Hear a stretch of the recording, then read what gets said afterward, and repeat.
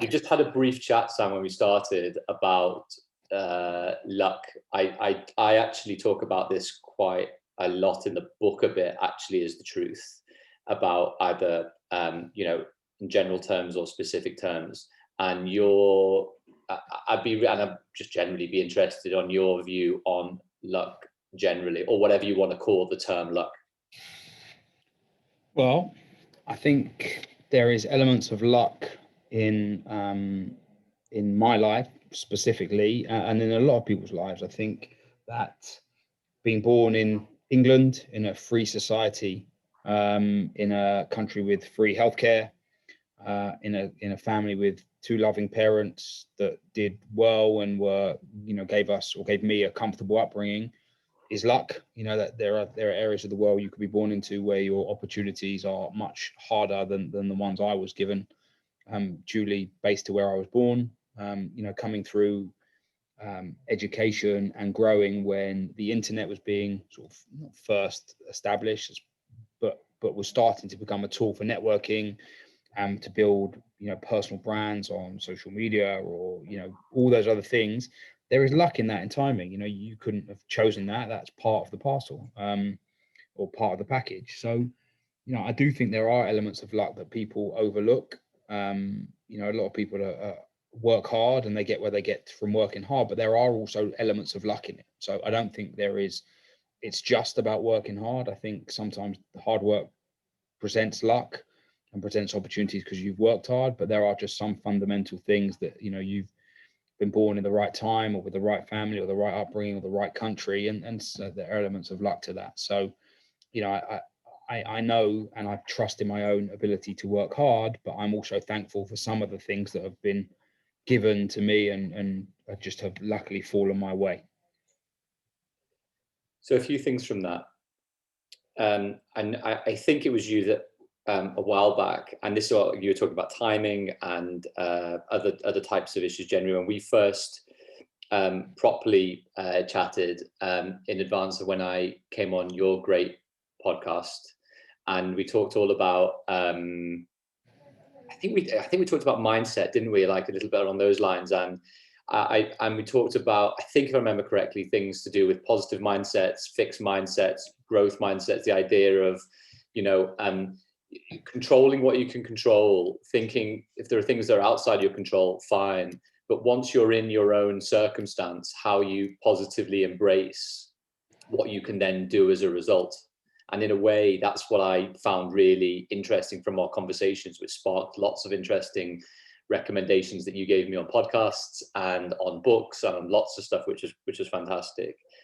There's one thing that I read relatively recently by a guy called James Clear, who wrote a book called Atomic Habits that I really like.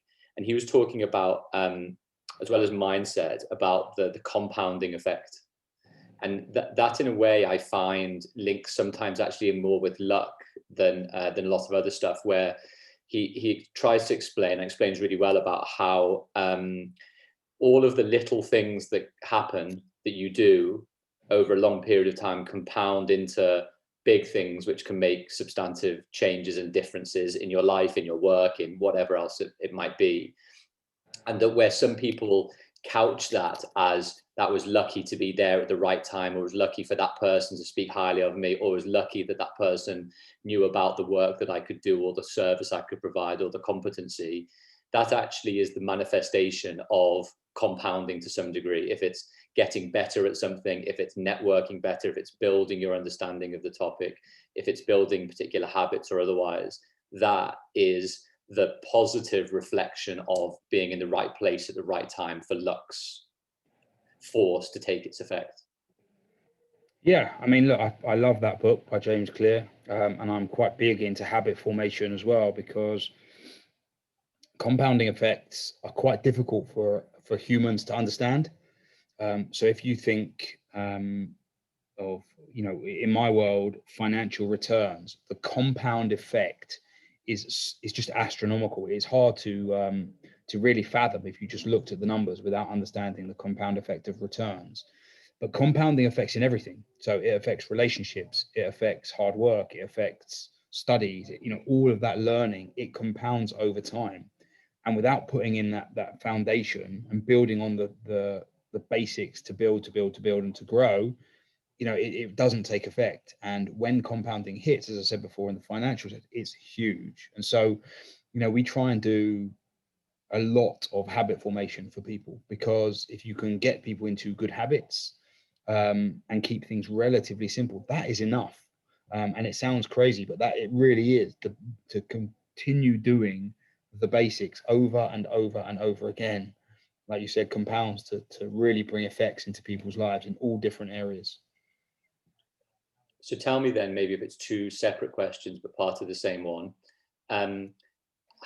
how do you manage to convince others to be able to make sort of these micro changes that help compound situations?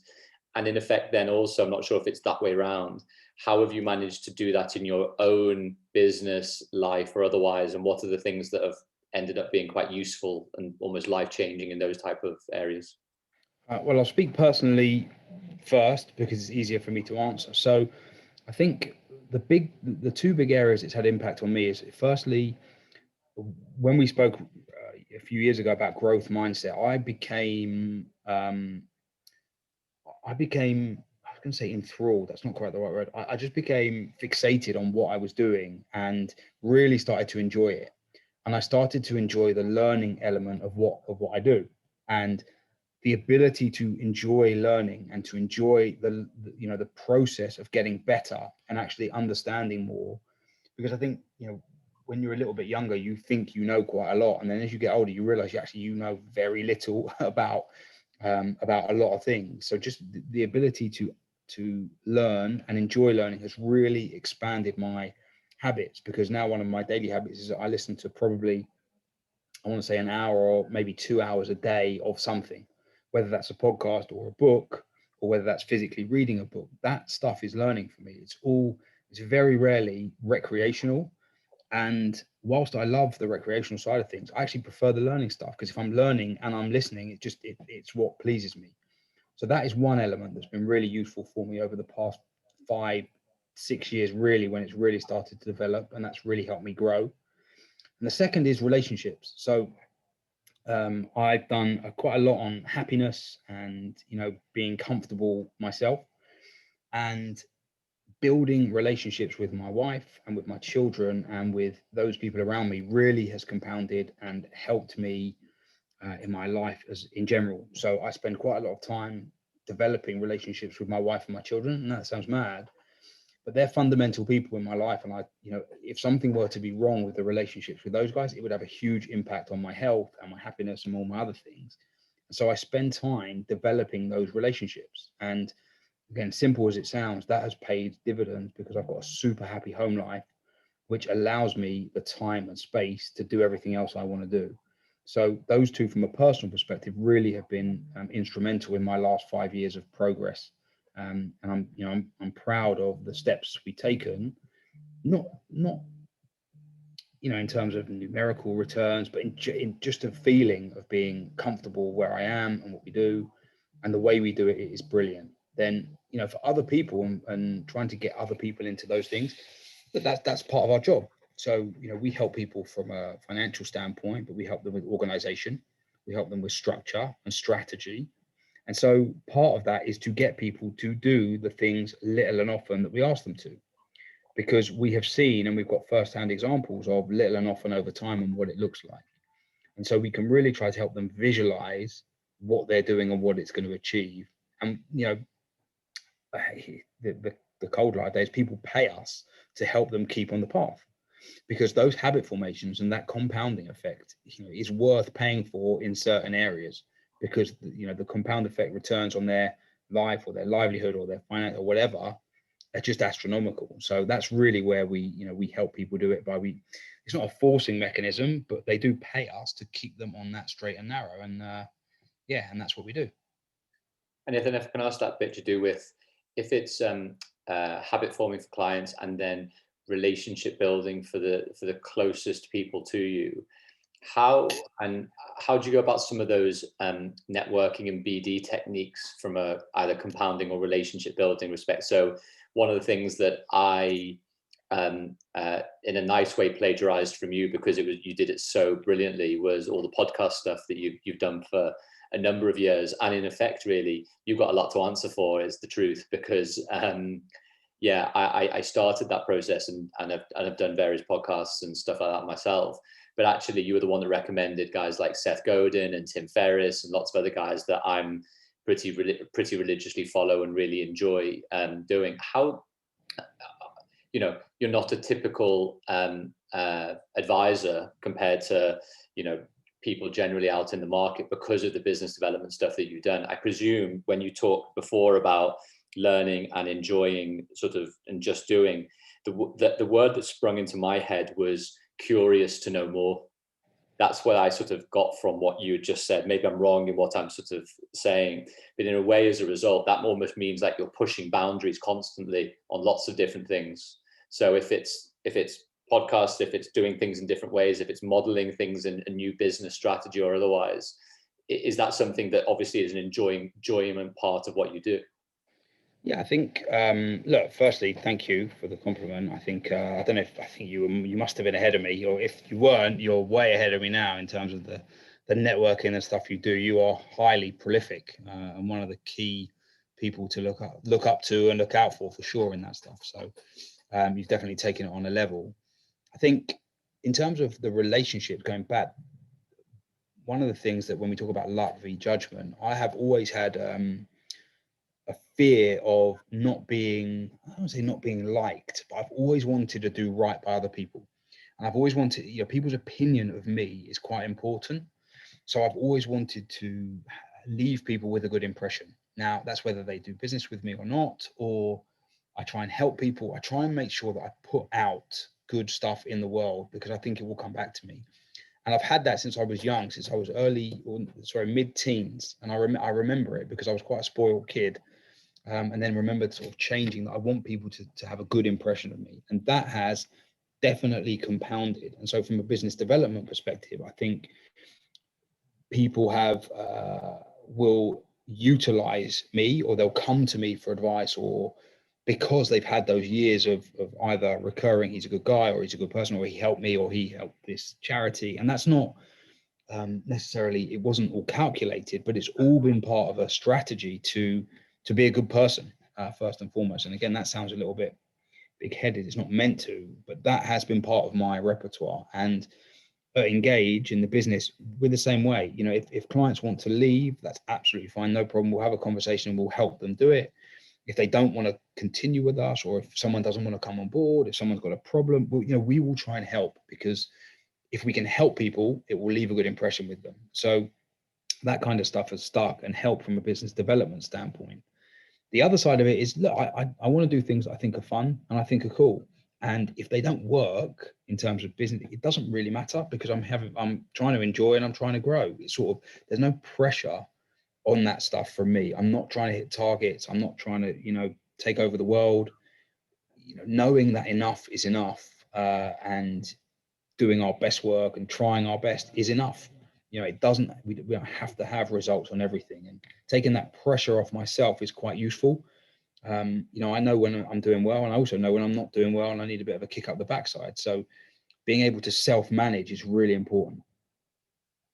Okay, I'm going to go on just something you mentioned there about people's opinion. You saying people's opinion of me is important. And I wonder whether, because again, that focuses on one particular area that we talk about quite a lot, which is thinking of the other, in business and in life, I guess generally, but I guess specifically in business, in the sense that one of the things that I talk about there's a chapter about networking and building relationships. And a lot of the time, I'm sure you'll get it as well, or we'll be asking favors for, where people will say, please, can I have work experience? Please, can you do something positive for me? Which is great. Or, how did you do this? Or how did you go about doing that? And a lot of the conversations that I try and have with people who ask those type of questions is that actually, that great that you've made that initiative, but actually a lot of the time you need to flip the conversation to be thinking about how to help the other. Because ultimately, I don't totally believe what you're saying is you get in what you put out, but thinking about the other effectively means that you're thinking about being in the other person's shoes, the other person's behaviors, the other person's strategic decision. And someone emailing me and saying, please, can I have a job, straight off the bat, is a difficult proposition to say yes to. And a lot of the time, if you want to be able to improve networks, build relationships, etc., what you need to think about is what the other person needs from you, not vice versa. And if I talk about that for a second, but then go on to a slightly other point, which is, I think what you do really well, which I'm not doing very well at the moment, is listening. That actually a lot of the best conversations I have with people are when I'm listening to their needs, thinking about what they are interested in, building the relationship based on what's going on in their world right now, which then allows me in time to digest that information and then understand how best to be able to help as a result. Now, I'm not sure if there's anything there that you want to sort of take in.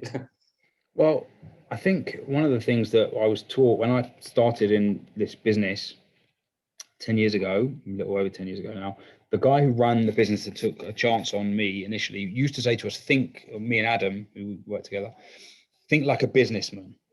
Okay, we used to laugh about it at the time, that sort of doesn't really mean anything. There's sort of no specific business thoughts that you can have.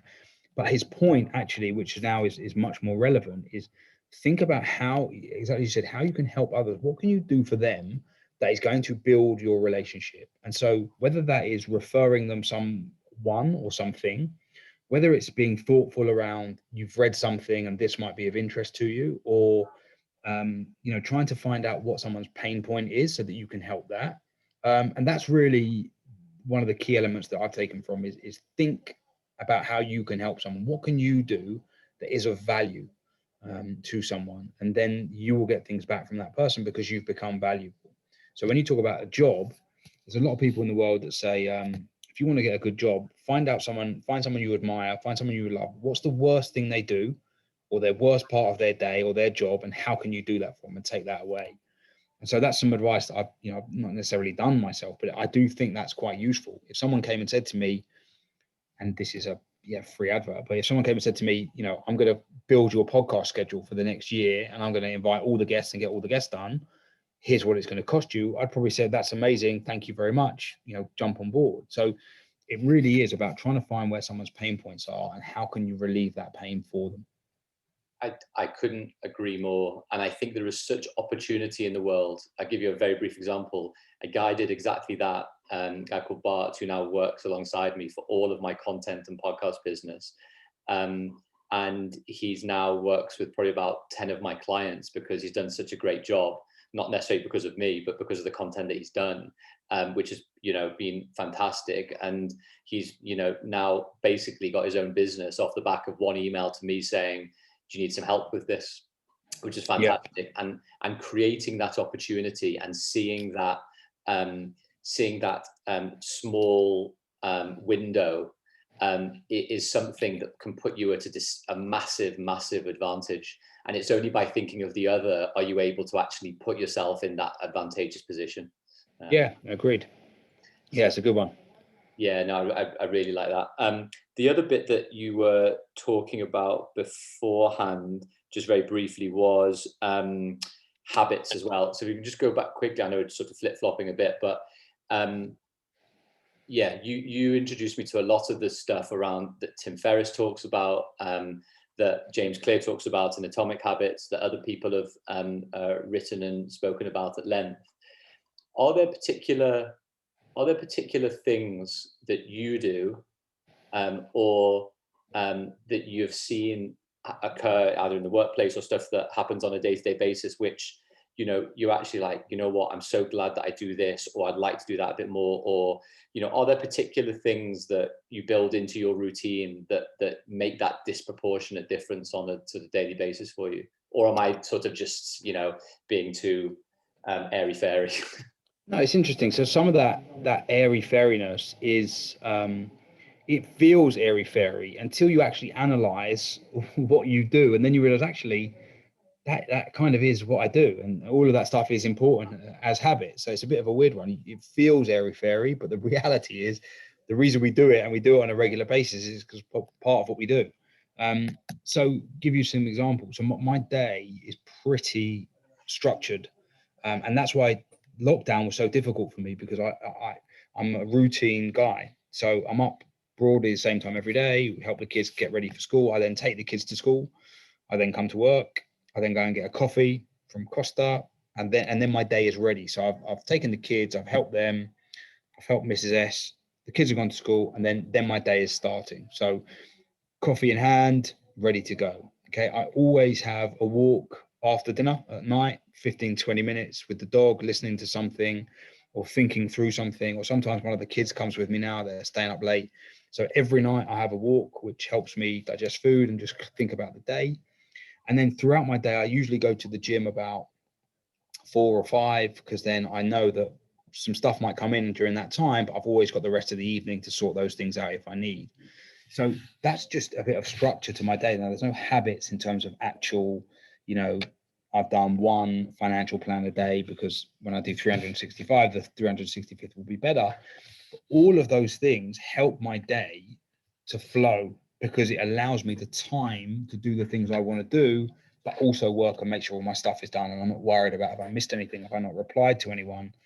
And so that structure and the habit of getting those things into place allows each of my days to have everything I need within the day. And that sounds weird, but I need time to walk, because I need time to just think, where I'm not thinking about anything else. I need time in the gym, because I feel mentally good if I've been to the gym. I need time with the kids, because I want to have if I don't have all of those, someone explained to me, it's like the 4 burners. You've got family, friends, fitness, work, and they're 4 burner rings. It's very hard to have all 4 pumping at one time. So you can have a couple, but then the other 2 are dimmed and not working. I try to get the balance around all of them to make sure all the areas in my life are covered off, because otherwise I start to feel a little bit claustrophobic that I'm missing out on something. So, the habit of my day is important in itself, just to make sure that I'm ready and clear and focused on what I'm doing. And so there's a great book that I've read some of. It's called When, by a guy called Daniel Pink. He's written a really great book that I've really enjoyed, called it's called To Sell Is Human.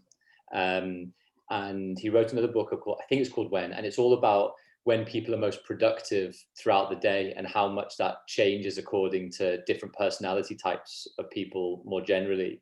I know for me that I'm good relatively early morning until about 11, and I know that I'm pretty good quite late at night as well, when I have less distractions and that sort of household is asleep to a degree. And that's because in the morning, I sort of have highest energy levels, I think, and the highest concentration levels for a particular period of time. Do you sort of time your day around particular proactive actions that you need to do, and then the reactive stuff, which is respond to emails, deal with issues, problem solve, be solutions orientated on stuff? Or, does that all just come within that routine that you've already talked about? Well, it's all part of the routine. I think there's always reactionary elements of things that are going on in any given day. I think with young children, that things change, or one of them's ill, or I don't know, they've got to get picked up. So things change throughout the day. And the habit and structure of my day really helps that. The thing that is good for me is being able to sit at a quiet point of the evening and reflect, and whether that's things I've got to catch up on, or just be able to look through and then sort of calm myself to say, right, all done, or I know I've got to do this for tomorrow, or I've got to set myself out, set my stall out for tomorrow, whatever it is. That's really useful. The other thing is, I realized quite a long time ago that I'm quite good when I've got a deadline. So if you say to me, Sam, I need you to write a speech in 3 weeks' time, if I wrote it today, it would be terrible. Whereas if I wrote it with 2 or 3 days to go, it would be much better. Just because when I know there's a deadline, I know I need to get it done and I can focus on it. So I've come to terms with leaving things till quote unquote the last minute, because I'm better in that way. Whereas other people like to be really upfront and get everything done and sort of park it. I'm better when I know it needs to be done. And if it's not done, there's going to be a problem. And that's sort of how my mentality works. So are you saying then, in a way, that you're better in more pressing, pressurized situations? Is that something from football background in terms of routine and pressure, or is that just a trait that you've then developed, which is urgency equals excellence to a degree? Yeah, I don't know if I'd frame it in that way. I think it's my personality likes to think, right, I need to get something done, so let's get it done. If it's too far away, I just think something else will come up and take its place. So I'm quite, again, pressure is relative. These aren't life or death situations that we're leaving till the last minute. It's stuff that I know I can get done and I've got enough time for, but I'm better when I've got a time deadline and it's coming towards that, rather than it's just open-ended, because things come up and I'll procrastinate and push those away. So can I ask just a couple last questions, only because I know you've got a lot going on, but also because I don't want to bore you with my annoying questions generally. No, I like them. They're good. It's good conversations. Tell me about distraction.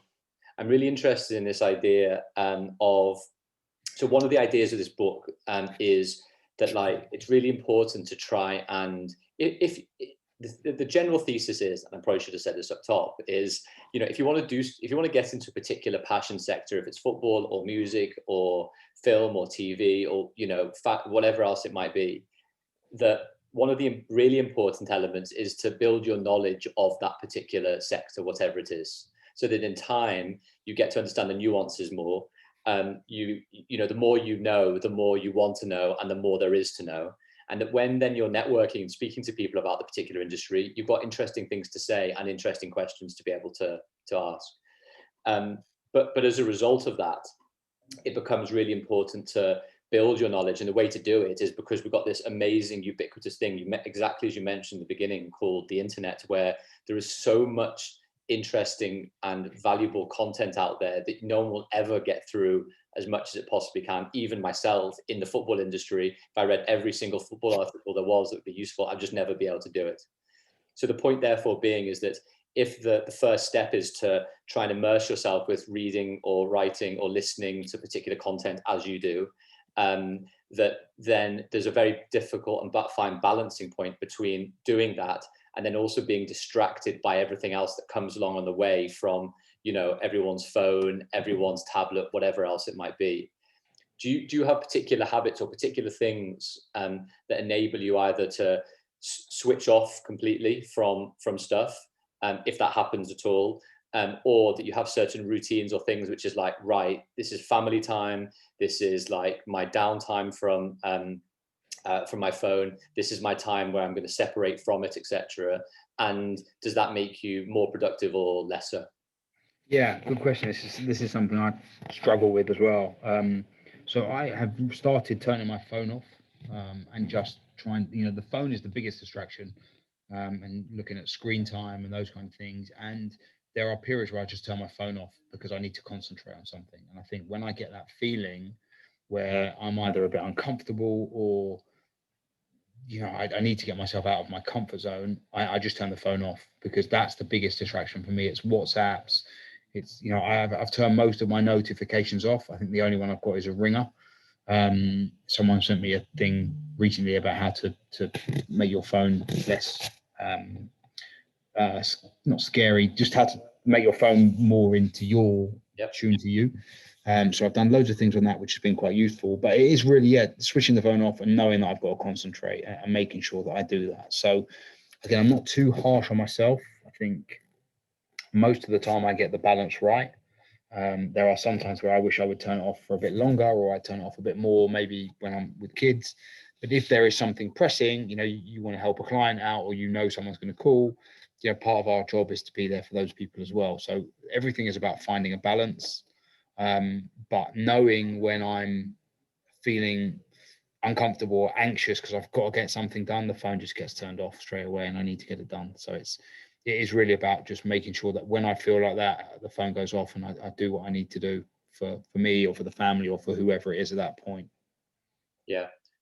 I think also because a lot of the stuff that we do from a marketing or business development perspective can also be from social and from the internet generally, is that I sometimes conflate the two, which is almost, you end up being like, right, I'll post something on Twitter and then you see the football news and then it's 25 minutes later.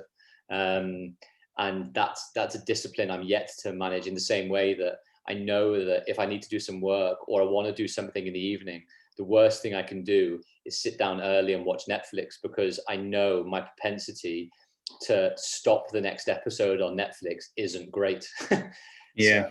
So that distraction causes further distraction for me. So I need the reward of doing the thing and then watching Netflix, or doing the thing and having the reward of the thing you want to do first, because I know sometimes I'm not strong enough to do the reverse of it. Yeah, I'm actually okay with that stuff. I still love a series, but I'll only watch if my stuff's done, or I'll watch and I'll do my stuff whilst I'm watching, and I'll keep one eye on it. TV's become much less for me. The socials, Twitter and Instagram, I've taken them off my phone, so I only look at them from a desktop. Just because, the truth is they're not that important. Nothing really changes. So sort of I get the stuff that I want from them, but I'm trying to be a master of them rather than them being a master of me. And that's one of the things I still need to improve on. But as I said before, the best things in life compound, and relationships, and the relationships you have with people are, to me, the best thing and the best determinant of happiness. And so I'm trying to make sure those are the number one priorities, and make sure that they're always first and foremost. I like that. I might have to do the same with Twitter and Instagram. I think that's a very sensible idea.